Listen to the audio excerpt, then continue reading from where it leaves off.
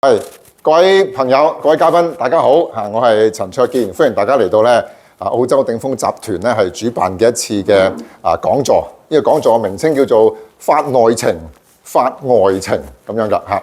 咁當中會講到法律嘅事情咧，我哋會有一位嘉賓咧係我邀請過嚟咧，同大家係講述一啲嘅大家都關心嘅話題嘅嚇。咁佢咧就係蘇律師蘇國林律師，俾啲掌聲佢好嘛？大家好。多謝。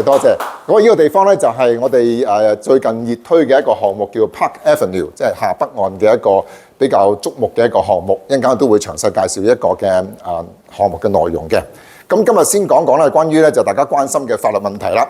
當我哋去主辦呢個活動嘅時候，有啲咩話題大家會關心嘅咧？咁最近好多問題嘅，關於譬如話一啲鄰居嘅人士想轉做永居。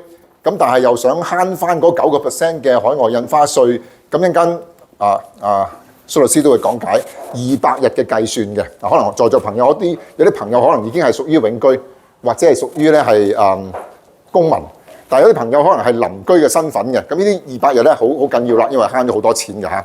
另外關於就係好多家長咧，而家好想咧就係資助自己嘅子女咧去買房地產嘅。咁但係擔心咧，咁萬一佢哋嘅感情生活唔係我哋控制到嘅，萬一有啲事發生嘅時候，咁我出資嘅錢俾咗佢買樓，咁萬一要分產，咁咪影響到我嘅資產咯。咁所以咧，呢啲話題都值得大家去深究一下嘅。尤其是而家聽講話年青人已經好難上車啦，所以父母嘅幫忙咧係好主要嘅。咁點樣去保障翻父母嘅資產咧？咁另外就係關於最近都好多朋友咧，相信在座咧係有啲朋友係買過啲 apartment 作為投資嘅。咁但係咧最近都可能收到好多嘅帳單，業主委員會嘅帳單俾你，又要維修又有啲事發生又漏水咁樣。所以好多時候我哋好多朋友就選擇究竟買新樓好啊，定係買二手樓好咧？咁二手樓出現啲咩問題咧？咁而家現時嘅一啲安全標準，對於一手樓同二手樓嘅一啲規格係有啲咩嘅要求咧？咁所以大家忍下聽啦。咁究竟係買新樓好啊，定買二手樓好啦？好啦，另外就係關於咧就係頭先所講到啦，下北岸嘅一個嘅好熱門嘅樓盤就係呢個樓盤啦。而家講講究竟個樓盤點解咁巴閉咧？點解咁出名咧？點解我而家有錄影住咧？因為我哋應該會係喺5月嘅25號咧，就會喺香港搞多場嘅講座嘅。咁而家咧先俾香港嘅朋友預先聽一聽先嘅。咁所以變咗我今次一個直播啦，同埋會錄音同錄影咧，係到時會係喺香港喺25號之前咧，俾香港嘅朋友先了解下先嘅。好，咁我哋而家俾啲掌聲蘇律師，等佢講關於咧一啲法律嘅事情啦。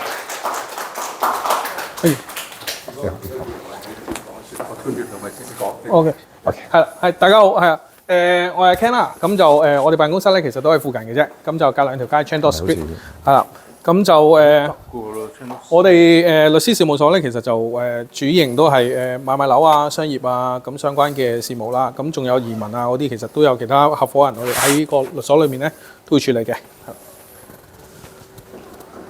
咁就正式講啲話題啦。咁就第一咧，就大家都好擔心噶啦，就話如果父母出錢，咁啊點樣去保障翻呢啲努力賺翻嚟嘅錢，唔好俾話配偶或者分咗去咧，即係 just in case 嘅啫。咁當然唔係每個配偶都會分啦。咁就其實不外乎兩種方法嘅啫。咁就一係就證明係一個借貸協議嚟嘅，一係咧就子女方面同佢配偶寫翻相關嘅財產分割協議。咁啊，第二個方面咧，我哋今日就唔會探到，因為其實佢相關嘅要求啊，或者相關嘅法例都會有啲唔同嘅。咁啊，借據方面咧，其實就有幾個元素一定要去考慮嘅。咁就有冇書面文件啦？出錢之前有冇溝通過啦？係咪一個真實嘅借貸關係啦？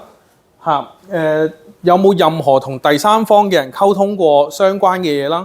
譬如話銀行啦，好多時銀行借錢嗰陣時就會問你父母俾嘅呢筆錢到底係邊一度嚟嘅咧？譬如話係貸款啦，定係一個贈與？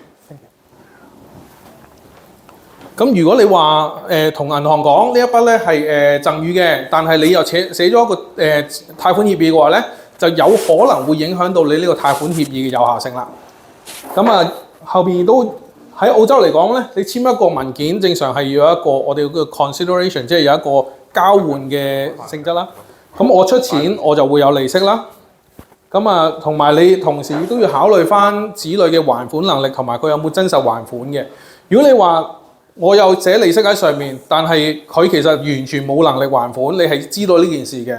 同埋佢將來亦都冇做過任何還款呢個動作咧，喺銀行 transaction 上面完全冇呢流水咧，咁亦都會係被將來個伴侶有可能會挑戰到呢件事嘅，係啦。因為點解要借據咧？其實因為父母喺澳洲嚟講咧，出錢俾子女咧，通常都會作為一個贈與嘅一個假定嚟嘅。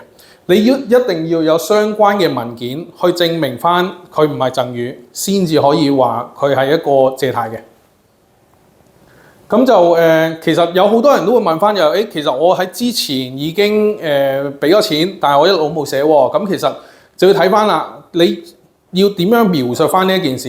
譬如話幾年前我已經俾咗錢個仔女去買啦，咁而家點樣去做咧？咁唯一我哋通常咧就唔建議backdate 翻個文件，因為呢樣嘢唔太合法嘅。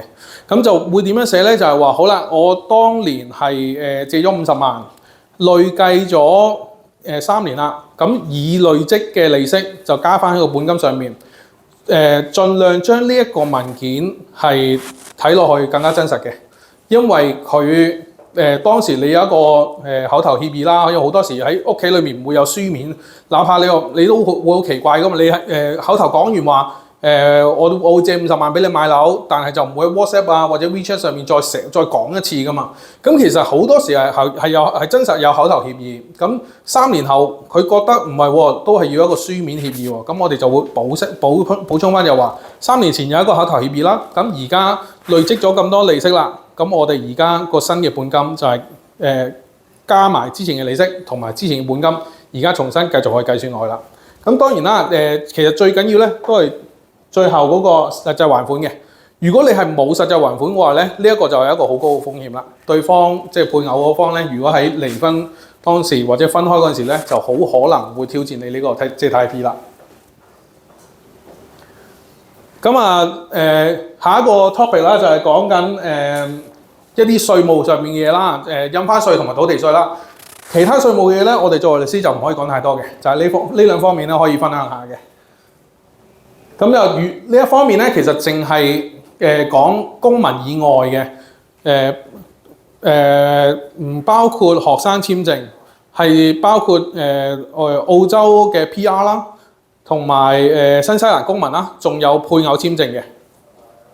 咁因為公民咧係完全唔需要俾呢個 surcharge 嘅，即係額外海外人士額外印花稅或者海外人士地稅嘅，因為公民係唔會被定義為一個海外人士嘅。咁就點樣去睇你自己需唔需要俾呢個海外人士土地稅或者印花稅咧？先講印花稅啦，就有一個200日嘅要求嘅。其實就睇翻個合同日呢個就好緊要嘅。無論你係前或後啦，都係睇翻合同日去計算嘅。如果你喺簽約前嘅12個月內有住滿200日嘅話咧，可以分散，譬如話住咗30日，斷開10日，再住60日。呢啲加埋有200日就可以㗎啦，但係小心唔計飛出飛入2日嘅，即係譬如話你到埗嗰日同埋你離境嗰日咧係唔計算在內嘅，係啦，就唔好捉到啱啱200日啦，呢個就好危險嘅。咁如果你喺譬如話假設今日簽約嘅，咁倒退翻上年4月27號，或者你安全啲係4月28號啦，咁呢12個月內有冇200日？有嘅話咧，你就唔會被定義為香港人士，就唔需要俾印花稅嘅。咁好啦，如果你係冇住滿200日，咁點算咧？就係睇後邊啦。如果你係合同日起計12個月內，即係到出年嘅4月26日，有冇住滿200日啦？你可唔可以承諾你可以喺裡面連續住滿200日？其實有幾個重點嘅，就係第一就係連續住滿。連續咧，即係話你出國1日都唔可以，基本上佢唔會考慮你任何原因，哪怕你香港屋企人唔舒服要翻去香港。基本上佢哋都唔考慮呢啲嘢嘅，所以就呢一個咧就係一個好高嘅要求嚟嘅。同埋係咪可行咧？喺呢個簽訂日期日後12個月內，通常成交二手樓就話你可以搬入去啫。但如果樓花嘅話咧，就係另一個安排，就係下一頁我哋會講噶啦。咁所以呢一方面咧，自己要留意翻就係，如果你係簽約後唔可能喺12個月內搬到入去連續住滿200日嘅話咧，就唔好考慮呢一樣嘢啦，就睇翻呢一個會好啲。又或者睇翻下一版啦，就係留翻係特別安排。留翻係特別安排係點樣咧？就係話，如果你喺簽訂日嗰陣時未夠200日，但係佢又好遠先成交，譬如話呢個項目啦，預計下年年中啦，咁你其實咧就一個做法就係先俾後退嘅。如果你可以確定到喺真實成交日之前，你係嗰個12個月內啦，你係可以住滿200日，你唔再係一個海外人士咧，俾咗嘅海外印花稅係可以退翻嚟嘅，但係必須要喺成交後先可以退翻嚟。譬如話，我哋今日簽約，你冇200日，咁就下年6月30號成交嘅。6月30號之前，你呢12個月內你有住滿200日嘅，咁你就要先俾咗呢9% 嘅額外印花稅啦。再喺成交日，即係6月30日之後，再退翻嚟嘅，係啦。咁啊，後邊就會講土地稅啦。其實土地稅咧，最主要就分兩種土地稅嘅，一種咧就係所有無論公民都要俾噶啦，另一種咧就係海外人士額外土地稅。咁啊，先講第一種啦，所有人都要考慮嗰樣嘢就係話，以所有嘅投資物業嘅總地價去計算。同免稅額比較，1075000，基本上政府已經講咗話唔會再調整㗎啦，因為以前就每年會上調嘅，變咗每一年咧個免稅額咧多咗，咁你可能個地稅就唔會俾太多。咁佢就話唔會再調整㗎啦，就係 set 喺1075000。咁一個例子啦，如果你所擁有嘅投資物業嘅總地價咧係1175000，咁就會將1175000減翻個免稅額啦。多出嚟嗰部分要計1.6%，再加100蚊就係你要俾嘅地稅啦。大概就係咁樣啦，因為有少少細節嘅就係佢地價係點樣計啊嗰啲，我哋今日就先忽略啦。咁呢個就係所有人都要俾㗎啦，都要考慮嘅嘢嚟㗎。另一樣嘢咧就係海外人士額外嘅土地稅，呢一樣嘢就係亦都係話新西蘭公民啦、澳洲嘅永居啦、配偶簽嘅人士要考慮嘅嘢嚟嘅。學生嘅話咧，點樣都一定係會被定義為海外人士㗎啦，所以你就唔需要考慮200日啦，或者咩，你一定要俾㗎啦，學生嘅話。咁就海外人士土地稅其實或者咁講啦，土地稅每一年個計算咧，其實都係呢一個標準，就係睇翻去年12月31號邊一個係擁有人，再去用佢嘅情況去計算嘅。譬如話2025年嘅計算咧，就係睇翻2024年12月31號邊一個擁有住呢間屋，咁就用佢嘅情況去計翻個地稅出嚟嘅。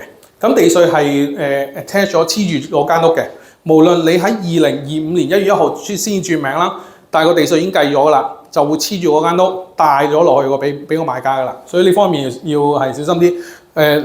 有啲人就趕喺12月31號之前轉咗名嘅，咁就喺過去幾年增加咗嗰個慢慢上升啊上調嗰陣時咧，由2% 變到4%，今年5% 啦，咁就大家都趕喺12月31號之前轉名嘅，就係因為咁嘅理解啦。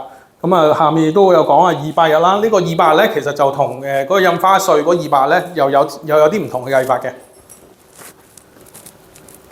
好啦，喺海外人士嗰個200日咧，其實喺新州嚟講，係嗰地稅年咧，其實係每年嘅1月1號到每年嘅12月31號嘅。咁係睇翻每一年佢喺呢一個 calendar year 裏面有冇住滿200日。如果有住滿200日嘅話咧，下一年佢就唔需要俾一個海外人士嘅土地稅嘅。即係話，如果2025年嘅土地稅或者海外人士土地稅咧，睇翻2024年1月1號到2024年12月31號啦。呢一段時間裏面，嗰一個擁有人有冇住滿喺澳洲200日？佢係咪攞住一個 PR 或者新西蘭公民或者一個配偶簽證嘅？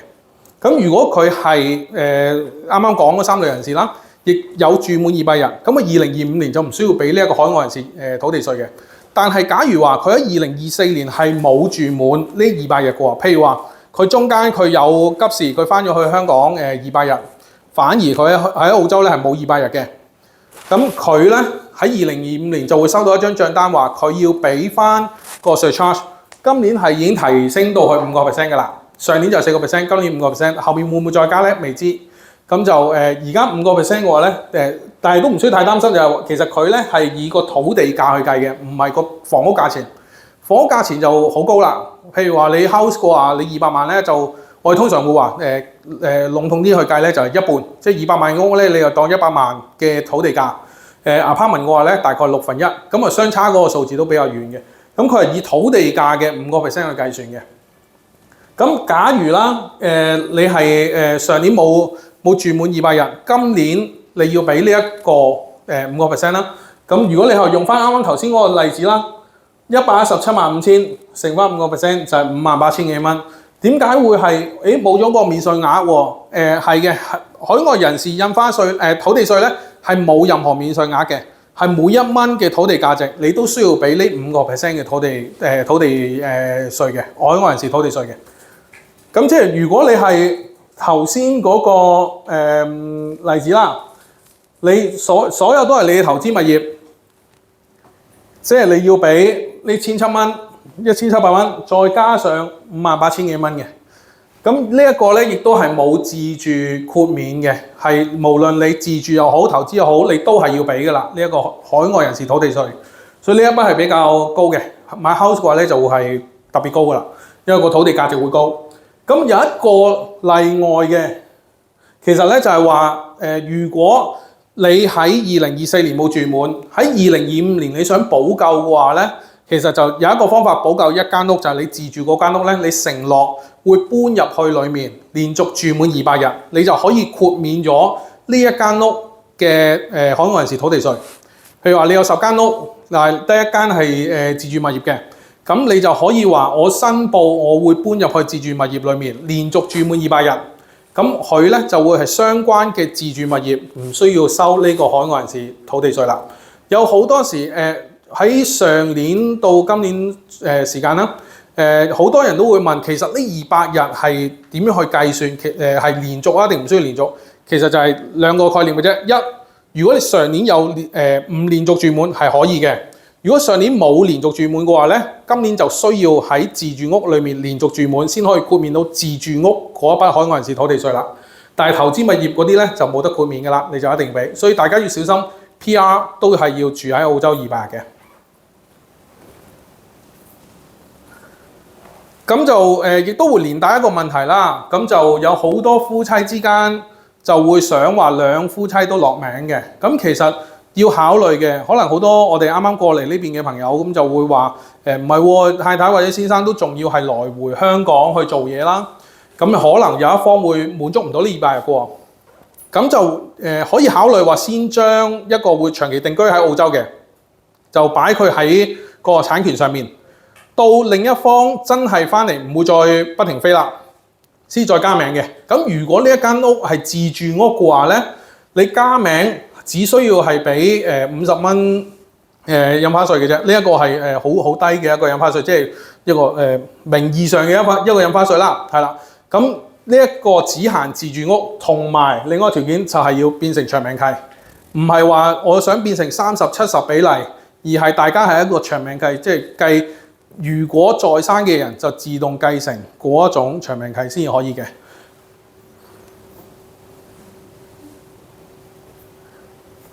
咁就後邊我哋都會稍微講一講啦，就係二手樓同埋新樓到底係有啲咩要小心咧？其實二手樓特別要小心嘅咧，就係話你維修嘅事務啦，有冇現行打緊嘅官司啦，同埋你裡面嘅維修基金到底足唔足夠去 cover 將來嘅維修嘅。咁其實喺每一個物業啊大廈裏面咧，都會做一啲報告啦。譬如話15年嘅預測啦，咁佢哋將會需要用到幾多錢去維修啦。咁我哋當買二手樓嗰陣時咧，其實都需要去考慮相關嘅嘢嘅。咁如果你話一間屋佢預計後邊5年、10年係需要用到每戶用到5萬蚊去維修，而裡面係冇錢去冇維修基金嘅，咁你就要考慮就有可能喺後面5年、10年內唔夠嘅話咧，就要業主裡面去籌啦。去籌錢去做呢個維修，或者佢哋要去做一個借貸啦。咁仲有一個正在處理嘅訴訟啦。咁買二手樓，如果你有維修嘅問題，有可能會向過去開發商追討啦，或者裡面你會見到有陣時你係冇預計到嘅一啲訴訟嘅，譬如話某一啲人喺破壞咗公物，佢可能會追究佢哋啦，可能會有相關嘅訴訟嘅。咁有冇相關訴訟咧？相關訴訟可能會令到你哋嗰個管理費都會上升嘅。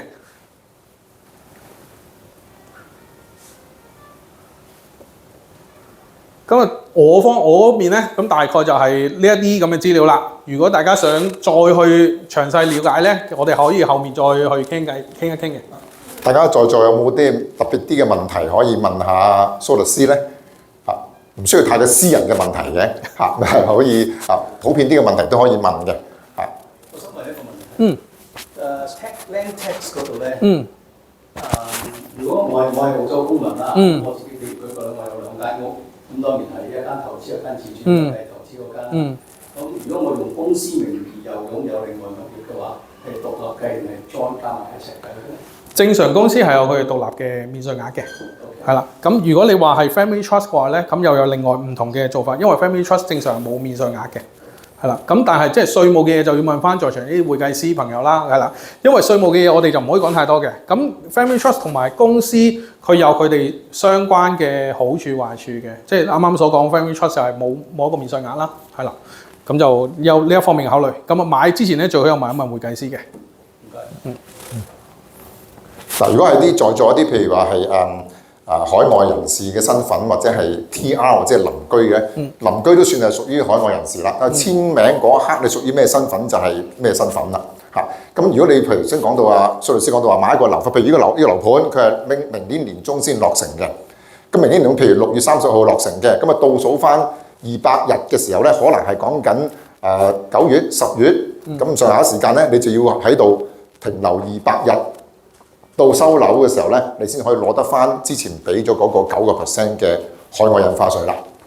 係啦，冇錯啦。咁呢一方面咧，要小心啲嘅。咁其實佢嘅要求咧就係話，佢喺到最後啦，就係成交嗰日，佢有冇一個永居簽證啦，同埋佢有冇已經住滿200，即係兩個分別獨立嘅一個條件嚟嘅。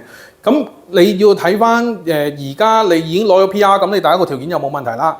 第二個條件就係佢喺成交前有冇住滿呢200日啦，即係你最好就係你一定要喺嗰個成交個日期前12個月內有冇住滿200日啦。嗱，咁因為成交會幾時咧？其實到最後就係通常樓花嘅話咧，就係等開發商起好屋，去註冊好文件嘅通知21日後就會去成交噶啦。咁即係你話，譬如下年6月30號咁，咪倒退翻今年7月1號到下年6月30號之內，你有冇住滿呢200日咯？有冇咩特別嘅問題咧？譬如話頭先講到話父母出資俾年青人或者仔女去買物業啦。咁頭先你講到話嗰個嘅要有個借據啦。嚇，咁借據係自己用手寫啊，定係真係有律師面前真係做一個借據？同埋還款嘅時候係按利息係點按咧？按市面嘅利息啊，定係自己有低息啲咧？咁嗰啲其實我哋通常會建議咧，就係話會揾律師寫會比較好啲啦，因為會有頭先所講相關嘅條款喺度嘅要考慮嘅嘢啦。咁就你有啲還款日啊、利息啊，呢啲你要寫翻好啦。如果你話自己手寫嘅唔係唔得嘅。咁但係你要睇翻自己有冇將所有資料寫翻喺裏面。如果你冇嘅話咧，就有可能會影響翻你哋嘅可信性嘅。因為喺澳洲嚟講，家庭法庭咧係有一個比較大嘅權利去將某啲文件去推翻嘅。哪怕我哋所講嘅子女財產分割協議啦，呢啲家庭法庭都有可能有權力推翻嘅。嚇，咁嗰個還款嗱，銀行借貸就每個月或者每2個禮拜還款啦。咁家庭式嘅父母借俾仔女嘅個還款係咪真係咁嚴格？定每一個月去俾啊，都可以一年俾一次啊？定係唔好俾住啦？到真係賣先俾啦咁嗰啲咧？其實咧喺法律底下就冇呢個特別要求嘅。利息上面咧就冇話一個最低利息要求，唔係話一定要跟住銀行嘅利息或者央行嘅利息嘅。其實我哋好多時見到客戶咧就係話大概1% 啦，同啲子女有一個咁嘅協議啦。咁佢哋還款上面咧，我哋會見過就係每月供款啦，每 quarter 每季度供款啦，或者每半年每一年供款都有嘅，甚至乎考慮到個子女而家仲讀緊書，未有還款能力，將來嘅3年內咧都係會將個利息滾存咗喺本金度，即係我哋所講利搭利啦。我哋都係可以寫喺裡面嘅，因為我哋考慮咗還款能力，將個本金加大，將來個還款個每個月還款或者每年還款增加翻啫嘛，個利息一樣喺度噶嘛。咁呢啲咧就還可以係有一個可信性嘅。如果你話寫咗還款利息，但係又唔還咧，呢啲就唔太理想嘅。咁我哋假設父母或者免息咧？免息免息最好就唔好嘅，因為喺澳洲咧，啱啱所講啦，一個假定父母俾子女就係一個贈與假定嚟嘅。如果你借錢，假設你係一個銀行，你借錢俾人，你唔會唔收利息嘅。係啦，我哋最好就係有一個利息。如果你冇利，其實咁樣講啦，我哋有8至10個問題啦。如果你每一個都冇達到嘅，咁你呢個就唔可信啦。如果你係大部分你都達到，咁你就比較可信啦。如果你所有都達到嘅，咁你咪完全可信啦。即係你有一個書面文件，有利息，有正式還款，或者同土地局亦都註冊咗相關嘅抵押文件，咁啊更加可信啦。即係你完全跟足好似你同 CBA 銀行咁樣嘅一個關係，咁就會更加可信啦。咁仲有問題咧？咁會唔會影響嗰個銀行嗰個借貸嗰個能力咧？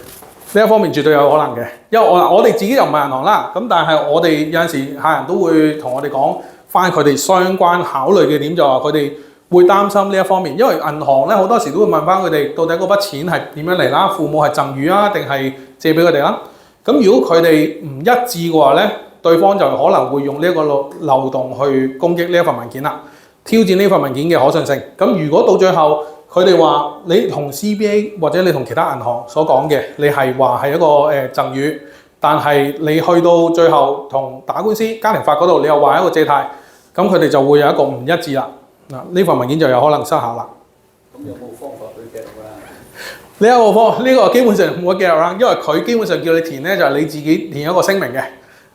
咁所以咧就係呢一方面係冇話十全十美嘅，一定係有好有壞。如果你係要去同銀行借錢，但係你又話同銀行講我呢一筆係贈與，呢個就會有一個問題啦。咁有啲人會點做咧？佢可能會喺事後先補翻嘅，因為銀行做 assessment 嗰陣時可能就係之前嘅，但係我可能我事後先補翻啲文件，或者我真係會有一個空時間上面一個可以俾即係大家操作㗎啦，就係 pre-approval 或者點樣到最後咁就要睇翻銀行佢哋會調查啲咩文件啦，係啦。咁升值嗰部分同父母冇關嘅，升值嗰部分就冇關嘅啦，因為佢已經有利息。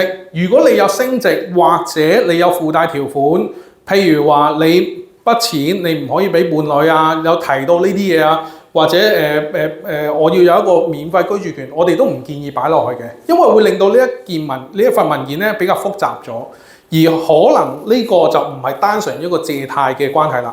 所以我哋通常就會話你等於 CBA 都唔會話我喺你間屋上面有一個使用權嘅，係啦，我哋盡量就唔太複雜化呢份文件啦。如果唔係就會影響呢份文件。好。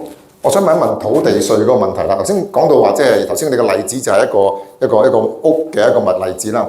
譬如 apartment 頭先蘇律師介紹到啦 ，apartment 通常個比例喺個土地嘅價值係當1/6啦。咁即係譬如話100萬嘅物業，可能嗰個地價可能係大概18萬到啦。但當然啦，呢個係我哋總括我哋嘅經驗，即係睇翻大概嗰個計算啦。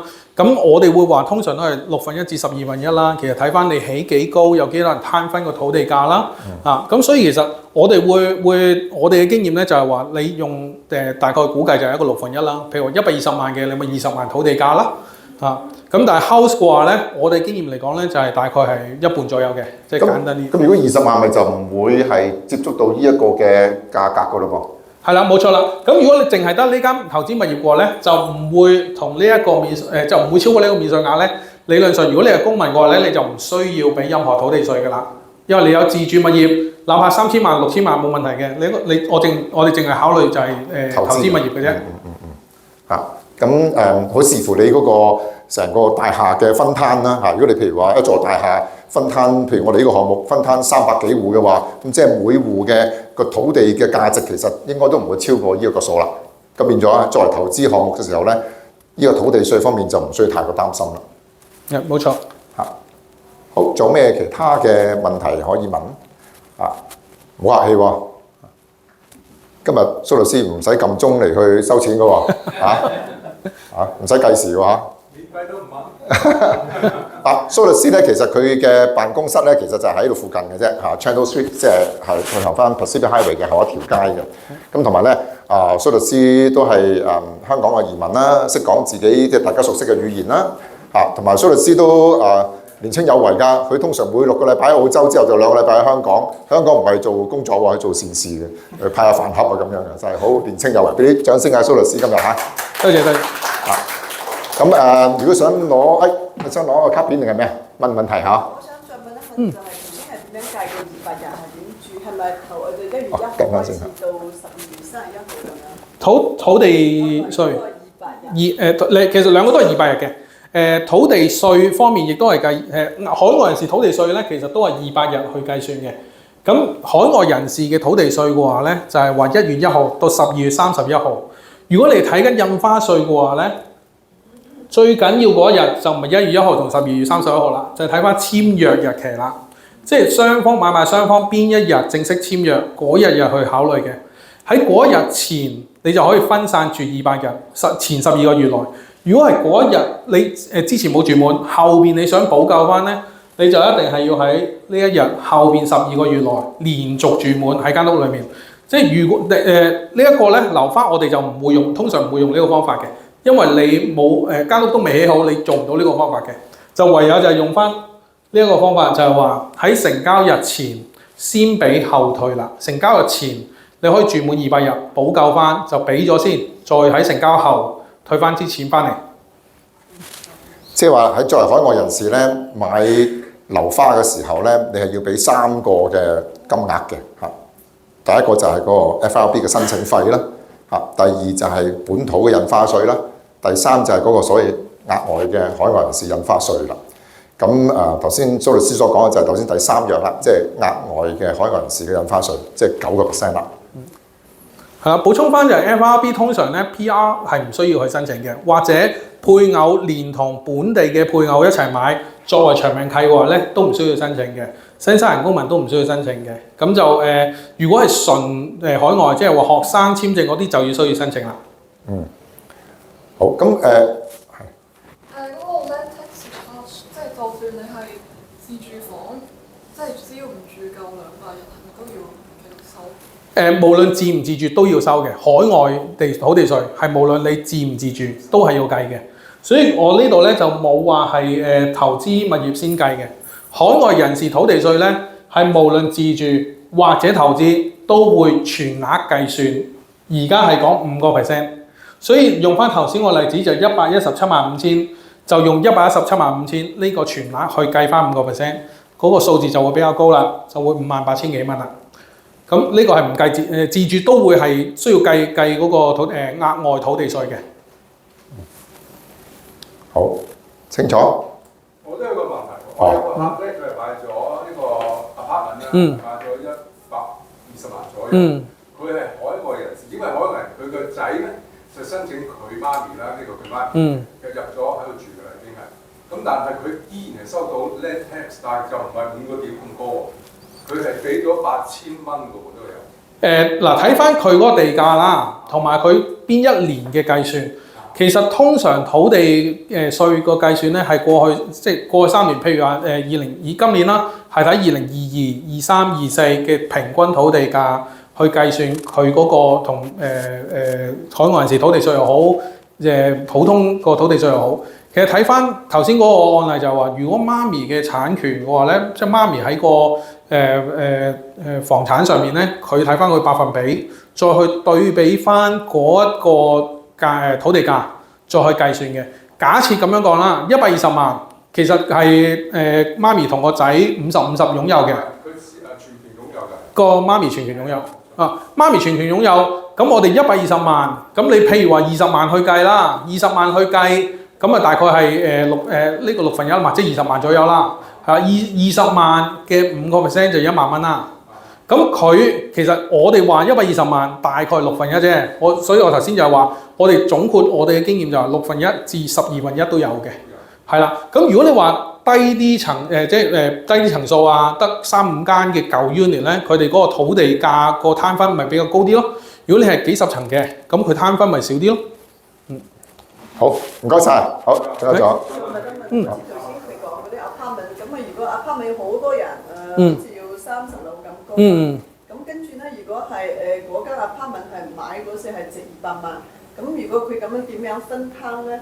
其實佢係有一個我哋叫 unit entitlement， 喺每一個 strata 註冊嗰陣時咧，佢都會有一個攤分個比例嘅，咁就會計翻相關成塊地嘅價值，再計翻佢攤分咗嗰個價值係幾多嘅。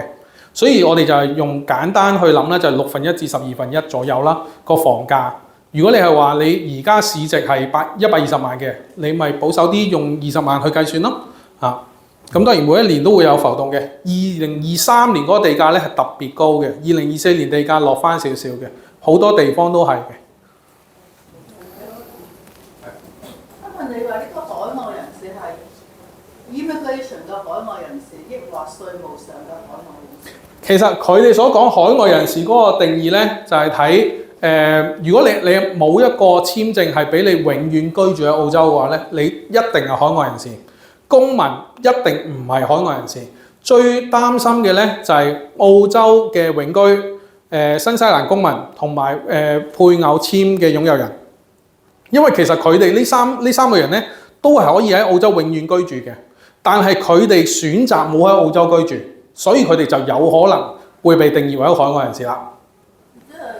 唔係稅務，唔關稅務事嘅。稅務居民就係以我所知就係即係有最簡單就有180幾日嗰個計算啦。但係佢係獨立去處理嘅。呢個我講緊有冇喺澳洲200日。因為呢一個咧係州政府嘅稅項嚟嘅。如果你話稅務居民咧係中央政府嘅稅項，所以兩個分別有唔同。每一個州都有唔同嘅。喺新州咧就係用呢個計算，其他州就簡單啲，你係 PR 基本上就唔需要俾㗎啦。呢個海外人士。有個小問題啦，咁就係如果係公民，但係唔係喺澳洲住啦，咁佢哋就想喺澳洲度買物業嚟去做一個收租咁嘅形式。咁有冇呢啲頭先你所提嘅嗰啲咩200日啊嗰啲咁？冇嘅，公民就唔會有㗎啦，係啦，就係嗰3類人：澳洲永居、新西蘭公民同埋你嗰個配偶簽證嘅持有人。成日都唔翻嚟住都得嘅。佢唔翻嚟住就要俾啦。如果你公民就唔需要俾啦。公民又唔需要俾。如果你頭先個3類人就公民都可以成日翻嚟。公民因為佢唔會係海外人士啊嘛，佢覺得，因為佢唔係用稅務嗰方向去考慮。咁啲公民你翻唔翻嚟住都冇問題啦。係啦，就唔需要俾呢一個海外人士稅，但係要考慮翻呢個普通嘅土地稅，要考慮翻呢一樣嘢啦。好，唔該晒，唔該晒。OK。thank you。咁啊，有咩再進一步嘅問題可以即係私底下同阿蘇律師去傾談啦。唔該晒，再嚟俾掌聲阿蘇律師啦。好啊，多謝。好。咁啊，蘇律師都帶卡片嚟㗎啦，大家都可以咧向佢查詢嘅。咁之後我哋會講咩咧？講關於頭先所講到頭先牽涉到少少嘅，關於新樓同埋舊樓嘅情況啦。好多朋友，我諗相信在座有啲朋友都買咗一啲物業咧，係作為投資嘅，係 apartment 嘅。